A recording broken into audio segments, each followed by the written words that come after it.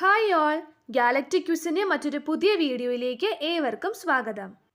ജാഗ്രതാ സമിതിയുമായി ബന്ധപ്പെട്ട വിവരങ്ങളാണ് ഈ വീഡിയോയിൽ ഉൾപ്പെടുത്തിയിട്ടുള്ളത്. ഇത് പാർട്ട് 2 വീഡിയോയാണ്. ജാഗ്രതാ സമിതിയുടെ കാലാവധി.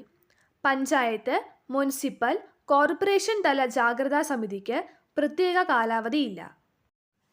ജില്ലാതല ജാഗ്രതാ സമിതിക്കും പ്രത്യേക കാലാവധിയില്ല. വാർഡ് ജാഗ്രതാ സമിതിയുടെ കാലാവധി. ഗ്രാമപഞ്ചായത്ത്, മുനിസിപ്പൽ തലത്തിൽ വാർഡ് മെമ്പർ അല്ലെങ്കിൽ കൗൺസിലർ ഒഴികെയുള്ള വാർഡ് ജാഗ്രതാ സമിതിയുടെ അംഗങ്ങളുടെ കാലാവധി 3 വർഷമായിരിക്കും. പഞ്ചായത്ത് തല ജാഗ്രതാ സമിതിയിലെ അംഗങ്ങളുടെ എണ്ണം 9 പേർ. അധ്യക്ഷൻ ഗ്രാമപഞ്ചായത്ത് പ്രസിഡന്റ്.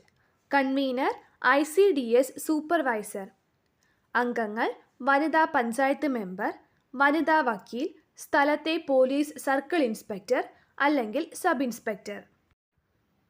SC/ST വിഭാഗത്തിലെ സാമൂഹ്യ പ്രവർത്തക, ഈ വിഭാഗത്തിലെ വനിതാ പഞ്ചായത്ത് മെമ്പർ, പ്രാഥമിക ആരോഗ്യ കേന്ദ്രത്തിലെ ഡോക്ടർ. CDS ചെയർപേഴ്സൺ വാർഡ് തല ജാഗ്രതാ സമിതി കൺവീനർമാരിൽ നിന്നും തിരഞ്ഞെടുക്കപ്പെടുന്ന ഒരാൾ. നിയമസഹായ സമിതി രൂപീകരണം എങ്ങനെ?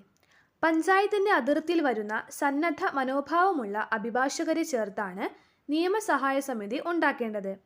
അതിനായി പഞ്ചായത്തിലെ മുഴുവൻ വക്കീലന്മാർക്കും കത്ത് നൽകണം. ജാഗ്രതാ സമിതി വക്കീലനായിരിക്കണം നിയമസഹായ സമിതിയുടെ ചുമതല.